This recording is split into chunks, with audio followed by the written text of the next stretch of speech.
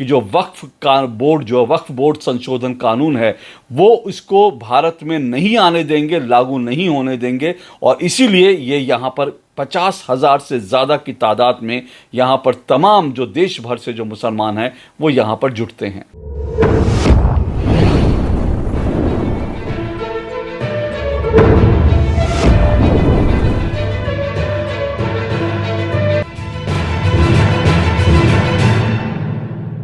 रविवार 3 नवंबर को भारत की राजधानी दिल्ली और भारत से करीब 12,000 किलोमीटर दूर कनाडा में एक ही दिन दो अलग अलग घटनाएं घटती हैं। हालांकि इन दोनों घटनाओं का आपस में कोई संबंध नहीं है, कोई मेल नहीं है, लेकिन ये दोनों ही घटनाएं न सिर्फ भारत बल्कि दुनिया भर के हिंदुओं के लिए एक चेतावनी भी है और सबक भी। पहले इन दोनों घटनाओं को जान लीजिए, समझ लीजिए, उसके बाद मैं आपको ये एक्सप्लेन करने की कोशिश करूंगा कि कैसे ये दोनों घटनाएं भारत ही नहीं बल्कि दुनिया भर के हिंदुओं के लिए चेतावनी और सबक दोनों हैं। पहली घटना आप जानते हैं कनाडा में जो घटना हुई, पहले मैं उसका जिक्र कर दूं जिसके बारे में आप सभी अच्छी तरह से जानते हैं। कनाडा के ब्रैम्पटन में हिंदुओं पर हमला होता है और हिंदुओं पर हमला तब होता है जब वहां पर हिंदू शांतिपूर्वक अपने मंदिर के अंदर, ब्रैम्पटन के जो मंदिर है, हिंदू महासभा का मंदिर है, वहां पर वो दीपावली मना रहे थे। जब वो दीपावली मना रहे थे तो खालिस्तानी उग्रवादी जो है वहाँ पर आते हैं और शांति से जो दिवाली मना रहे हिंदू हैं उनके ऊपर लाठी से, डंडों से उनके ऊपर हमला करते हैं और फिर उनके जो कार्यक्रम को पूरी तरह से तहस नहस कर देते हैं। और सिर्फ इतना ही नहीं होता, इसका दुखद जो पार्ट है, इस पूरी घटना का सबसे दुखद जो हिस्सा है वो ये है कि इस पूरी घटना के बारे में पहले से ही चेतावनी मिल गई थी और चेतावनी मिलने के बाद हिंदू महासभा की तरफ से, मंदिर की तरफ से पुलिस को बाकायदा चिट्ठी लिख करके उनसे सुरक्षा की मांग की गई थी। पुलिस वहां पर मौजूद थी, लेकिन पुलिस की मौजूदगी में यह सब कुछ होता है और पुलिस खालिस्तानी उग्रवादियों को गिरफ्तार नहीं करती है, बल्कि उल्टा जो हिंदू जो इस हमले का विरोध कर रहे थे, ऐसे 3 हिंदुओं को पुलिस बेदर्दी से पकड़कर जकड़ कर ले जाती है। पहली घटना यह है जिसके बारे में आप अच्छी तरह से जानते हैं। और दूसरी घटना जो है वो दिल्ली के इंदिरा गांधी इंडोर स्टेडियम की घटना है। इसका भी वीडियो मैं आपको दिखा रहा हूं, आपको मैं जो है इसका वीडियो भी देखिए कि दिल्ली के इंदिरा गांधी इंडोर स्टेडियम के अंदर संविधान बचाओ के नाम से जमीयत उलेमा हिंद मुसलमानों का एक बड़ा जो है जलसा आयोजित करती है। मुसलमानों की बड़ी तादाद में यहाँ पर जो है मौजूदगी होती है। और ये सब लोग क्यों जुटे? ये सब लोग इसलिए जुटे क्योंकि इन सब का आरोप है, इन सब का कहना है कि जो वक्फ बोर्ड संशोधन कानून है वो इसको भारत में नहीं आने देंगे, लागू नहीं होने देंगे। और इसीलिए ये यहाँ पर 50,000 से ज़्यादा की तादाद में यहाँ पर तमाम जो देश भर से जो मुसलमान हैं वो यहाँ पर जुटते हैं। दिल्ली में जमीयत उलेमा हिंद ने इस पूरी सभा का, इस पूरे कार्यक्रम का आयोजन दरअसल राजनीतिक पार्टियों को मुसलमानों की ताकत दिखाने के लिए किया था। और इस कार्यक्रम का जो शीर्षक था वो दिया गया संविधान संरक्षण, संविधान बचाने का। जबकि बचा किसको रहे हैं? ये उस वक्फ कानून को बचा रहे हैं जिसको भारत में हर तरह के असंवैधानिक अधिकार कांग्रेस की सरकार ने दे दिए थे। तो ये दरअसल संविधान के नाम पर जो शरिया कानून है वो लागू करने के लिए, अपनी ताकत दिखाने के लिए इन्होंने इस पूरी सभा का आयोजन किया। जमीयत उलेमा हिंद ने इस सभा के जरिए अपनी ताकत का प्रदर्शन किया और साथ साथ नीतीश कुमार और चंद्रबाबू नायडू से यह अपील भी कर दी कि अगर मोदी सरकार वक्फ संशोधन कानून को लेकर आगे बढ़ती है तो इस सरकार से अपना समर्थन ले लें। और एक तरह से इस सभा के माध्यम से मुसलमानों ने मोदी सरकार को चेतावनी दे दी कि अगर आपने वक्फ कानून में संशोधन करने की कोशिश की तो आपकी सरकार को हम गिरा भी सकते हैं। तो इस तरह से सीधे सीधे इन्होंने चुनौती दे दी। अब ये दोनों घटनाएं जो आपके सामने, जैसे मैंने बताया कनाडा की घटना और दूसरी जो दिल्ली की घटना है, इन दोनों घटनाओं के बीच एक समानता क्या है? एक समानता यह है कि जिसके पास जितनी ताकत है वो अपनी ताकत दिखाकर हिंदुओं को दबाने की, हिंदुओं को खत्म करने की साजिश रच रहा है। भारत में 20 करोड़ मुसलमान 120 करोड़ हिंदुओं पर भारी पड़ते हैं, इसलिए क्योंकि 120 करोड़ हिंदू बटे हुए हैं जबकि 20 करोड़ मुसलमान एकजुट हैं। और वो वोट बैंक की तरह काम करते हैं और वो एकजुट होकर एक सोच के साथ वोट करते हैं, जबकि हिंदू पूरी तरह से बटा हुआ है और उसी का फायदा ये लगातार जो है उठाते हैं। हम सभी ये बात अच्छी तरह से जानते हैं कि हिंदू वोट बैंक नाम की कोई चीज एग्जिस्ट नहीं करती, क्योंकि हिंदू जातियों में बटा हुआ है, जबकि मुस्लिम वोट बैंक जो है वो एकजुट है। इसलिए मुस्लिम वोट बैंक कहता है कि हम वोट जिहाद करेंगे और वो जिसको चाहता है जैसे चाहता है जिता देता है, जिसको चाहता है जैसे चाहता है हरा देता है। और ये 20 करोड़ जो वोट बैंक है वो अक्सर अक्सर हम देखते हैं कि कई चीजों में 120 करोड़ लोगों पर, 120 करोड़ हिंदुओं पर भारी पड़ जाते हैं। इसलिए आज हिंदुओं को भी सोचना होगा कि क्या वक्त आ गया है कि आज हिंदू भी एकजुट होकर एक वोट बैंक की तरह रिएक्ट करें, क्योंकि सुनवाई तो वोट बैंक की होती है। जब तक आप बिखरे रहेंगे तब तक आपकी कोई सुनवाई नहीं है। यह हमने दिल्ली में भी देख लिया, भारत में भी देख लिया और कुछ कुछ यही अब कनाडा में भी हम देख रहे हैं। अब कनाडा के ब्रैम्पटन में हिंदुओं पर मंदिर पर जो हमला हुआ, उसकी जो भी तस्वीरें सामने आई उससे साफ तौर पर यह दिखता है कि कनाडा की पुलिस ने एक पक्षीय होकर काम किया। कनाडा की पुलिस ने एक तरफा भूमिका निभाई। एक तरफ उसने हिंदुओं के ऊपर जो लाठीचार्ज हो रहा था उसको नजरअंदाज किया, दूसरी तरफ जो उग्रवादी हिंदुओं को मार रहे थे उनको पूरी तरह से खुली छूट दे दी और उसके बाद गिरफ्तार भी हिंदुओं को किया गया। तो इसमें साफ तौर पर दिखता है कि पुलिस ने एक पक्षीय भूमिका निभाई। अब सोचने वाली बात यह है कि पुलिस ने एक पक्षीय भूमिका क्यों निभाई, एक, और दूसरा बिंदु क्या है? दूसरा बिंदु यह है कि कनाडा की जितनी पॉलिटिकल पार्टियां हैं उनका रवैया इस पूरी घटना को लेकर क्या रहा। हालांकि कनाडा की जो 3 प्रमुख पार्टियां हैं, तीनों ही प्रमुख पार्टियों ने ये जो हिंसा हुई, जो हमला हुआ, उसकी निंदा की है।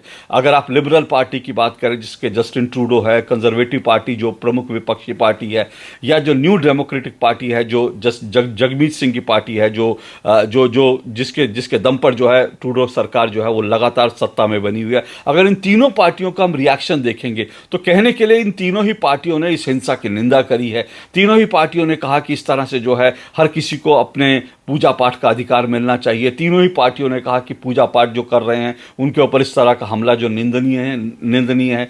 लेकिन तीनों में से किसी भी पॉलिटिकल पार्टी ने या तीनों में से किसी भी पॉलिटिकल पार्टी के नेता ने खालिस्तानी उग्रवादियों का नाम नहीं लिया। किसी ने भी यह निंदा नहीं की कि यह हमला जो है खालिस्तानियों ने किया। किसी ने भी यह नहीं कहा कि ये जो कुछ किया खालिस्तानियों ने किया और हम खालिस्तानियों की निंदा करते हैं। ऐसा क्यों हुआ? क्यों पुलिस ने एक पक्षीय भूमिका निभाई? क्यों खालिस्तानियों का नाम लेने से तीनों पार्टियां डर रही हैं? इसका सीधा सा कारण यह है कि कनाडा के अंदर जो सिख हैं वो भी एक वोट बैंक की तरह काम करते हैं और इसमें भी खालिस्तानियों का एक वर्ग है, वो दरअसल एक स्ट्रांग वोट बैंक की तरह काम कर रहा है। और इसी के कारण कनाडा की पुलिस ने उग्रवादी, जो खालिस्तानी उग्रवादी थे, उनके सामने सरेंडर कर दिया।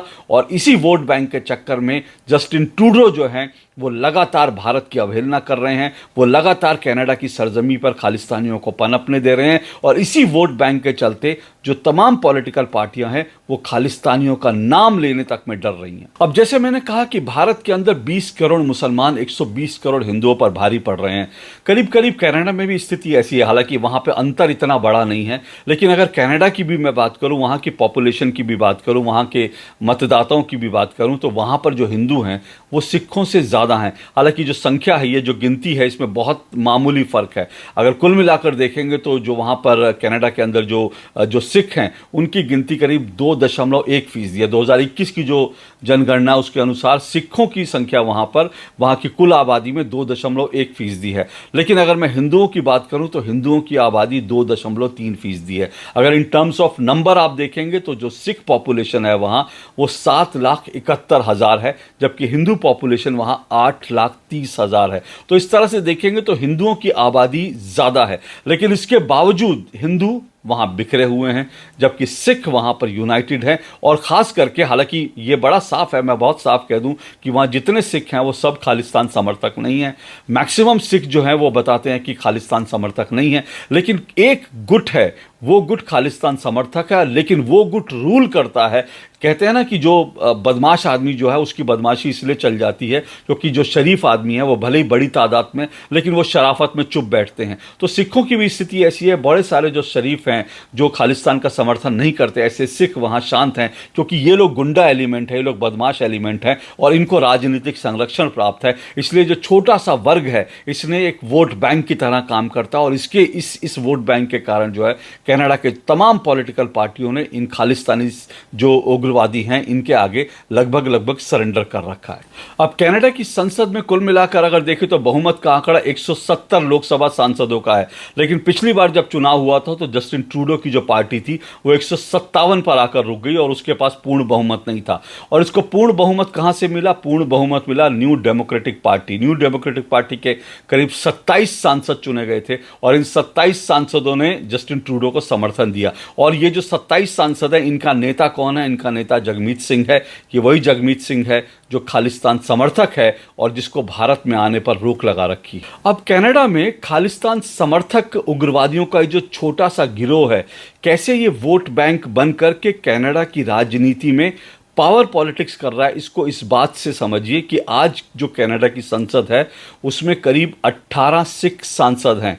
हालांकि फिर बता रहा हूं कि जो हिंदू हैं उनकी तादाद जो है अगर आबादी के अनुसार देखेंगे तो हिंदुओं की संख्या सिखों से ज़्यादा है, लेकिन हिंदू वहाँ 4 या 5 सांसद हैं, जबकि सिख वहाँ की संसद में करीब 18 सिख सांसद हैं। अब सिर्फ इतना ही नहीं, इसमें एक जगमीत सिंह जिसका मैंने जिक्र किया, इन 18 सांसदों में एक जगमीत सिंह भी है। अब ये जगमीत सिंह वहाँ की जो तीसरी या चौथी सबसे बड़ी जो पॉलिटिकल पार्टी है न्यू डेमोक्रेटिक पार्टी, ये उसको जो है लीड करता है। अब आप सोचिए कि न्यू डेमोक्रेटिक पार्टी तीसरी चौथी जो बड़ी पार्टी है उसको लीड करता है और ये एक ऐसी पार्टी है जिसके पास आज 27 सांसद हैं और एक ऐसी संसद में जिसमें किसी के पास भी पूर्ण बहुमत ना हो, जो हंग असेंबली हो, वहां जिसके पास 27 सांसद हों, वो कितनी बड़ी पावर पॉलिटिक्स कर सकता है इसका अनुमान लगाइए। और यही पावर पॉलिटिक्स है जिसके सामने आज जस्टिन ट्रूडो सहित तमाम जो पॉलिटिकल पार्टियां हैं उन्होंने घुटने टेक दिए हैं और इसीलिए खालिस्तान के खिलाफ, खालिस्तानी उग्रवादियों के खिलाफ ये लोग कुछ नहीं बोलते।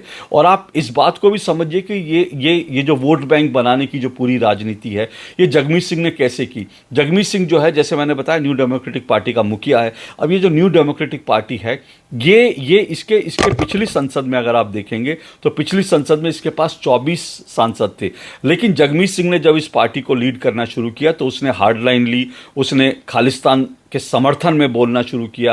वो खालिस्तान समर्थक है ही, उसने ये खालिस्तान की भावनाएं भड़कानी शुरू की और सिर्फ खालिस्तान की भावनाएं भड़काकर इसने अपने जो सांसद हैं उनकी संख्या 24 से बढ़ाकर 27 कर ली।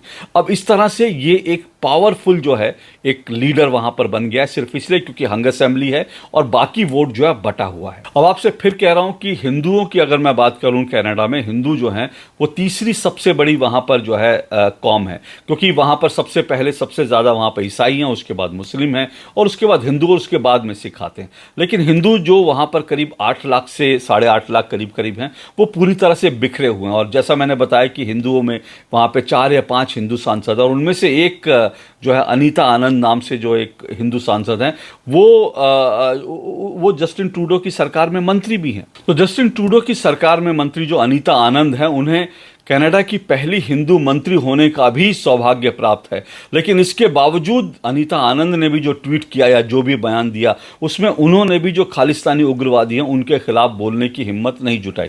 जस्टिन ट्रूडो की पार्टी की हैं, जाहिर सी बात है उनके प्रधानमंत्री जस्टिन ट्रूडो हैं, ये भी एक बड़ा कारण है। लेकिन दूसरा बड़ा कारण फिर मैं कह रहा हूं कि यही है कि हिंदू वहां बटा हुआ है, हिंदू एक वोट बैंक की तरह काम नहीं करता, इसलिए जो है हिंदुओं की आवाज़ उठाने के लिए कोई वहां पर आसानी से तैयार नहीं होता। और इसीलिए एस जयशंकर जो हैं, जो भारत के विदेश मंत्री हैं, जब कनाडा के साथ ये सारा कुछ विवाद शुरू हुआ था तो उन्होंने एक बात कही थी। उन्होंने कहा था कि कनाडा में आज कानून का राज नहीं है बल्कि आज वहां वोट बैंक का शासन चल रहा है। और इसीलिए कह रहा हूं कि अब जो कुछ दिल्ली में हुआ, जिस तरह से मुसलमानों ने अपनी ताकत दिखाई, या जो कुछ कनाडा में हो रहा है, उसको देख करके हिंदुओं के लिए चेतावनी तो है ही कि अगर अब भी आप एकजुट नहीं हुए और अब भी अगर बटे रहे तो फिर वही होगा कि बटेंगे तो कटेंगे।